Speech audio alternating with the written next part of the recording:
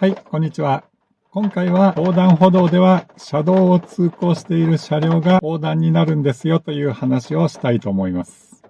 なかなかそう言ってもピンとこないドライバーの方が多いと思いますので、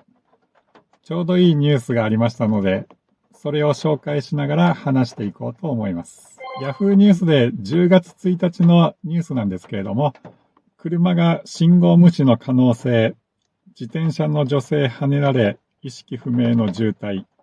直前にも別の車に衝突していた白っぽい乗用車が逃走という名古屋であったひき逃げ事故なんですけれども、横断歩道では横断しようとする歩行者と自転車を絶対優先する派の私からすると気になってしょうがない点が2つあります。1つは逃げた車は白っぽい普通乗用車で信号無視をして横断した可能性があるという点ですね。皆様何気なくこれを聞いて何とも思わないかもしれないですけど、私はこの横断した可能性があるという横断ですね。ここですね。ここが気になってしょうがないというところでして、当然横断っていうのは横断歩道を横断していったということでしょうね。二つ目は、映像では自転車横断帯が映っているのに横断歩道を渡っていたという報道なんですけれども、自転車横断帯が思いっきり映像に映っておりますけど、横断歩道を渡っていたという、世間一般的な認識はそうなるんですよっていう話もあるんですけれども、今回は位置についてのなぜ逃げた乗用車の方が横断なのかという話をしたいと思います。2番目の自転車横断帯を横断したんじゃないかっていう話もしますと、ちょっと長くなるんで、今回は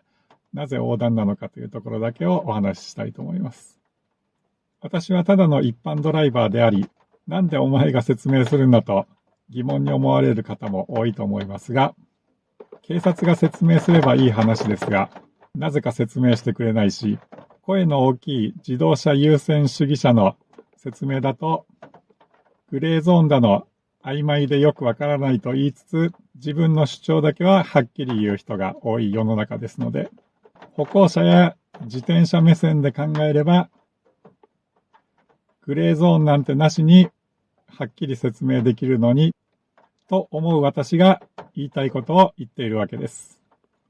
ということで、なるべくわかりやすい説明にしていきたいと思います。まず、道交法第2条では、横断歩道は歩行者の横断のように供するための場所であることが示されている道路の部分を言うとありますので、そういうくらいですから、横断歩道は歩行者が道路を横断する部分ということです。横断歩道の部分だけを道路として見た場合、歩行者が進む方向が進行方向であり、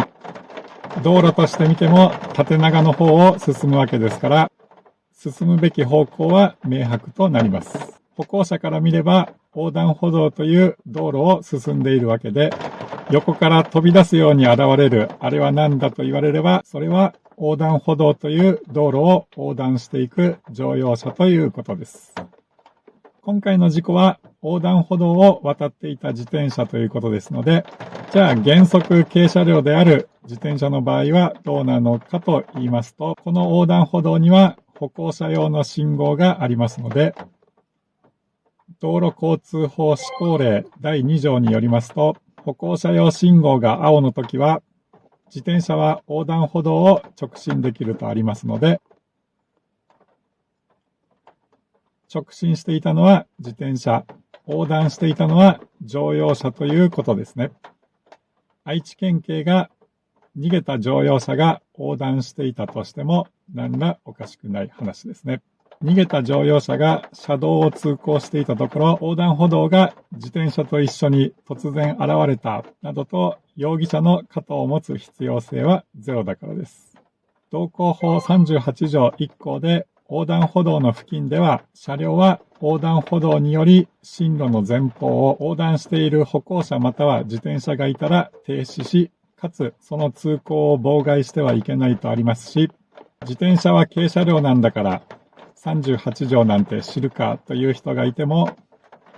道交法25条の2で、車両は歩行者または他の車両等の正常な通行を妨害する恐れがあるときは横断してはならないとありますので、正常な直進をしている横断歩道上の軽車両自転車を妨害して横断してはいけませんということですね。現代では歩行者と同じ方向で横断歩道を通過する軽車両自転車は直進しているということですので、交差する方向に横断歩道を通過する車両は横断していると考える人たちがいるわけですから、自動車運転者の基本である事故を起こさないための考え方をしてくださいねということですね。未だに自転車は歩行者じゃないから軽車両だというところで思考停止している場合じゃないということですね。すでに自転車は原則軽車両だという考え方は十分浸透しておりますので、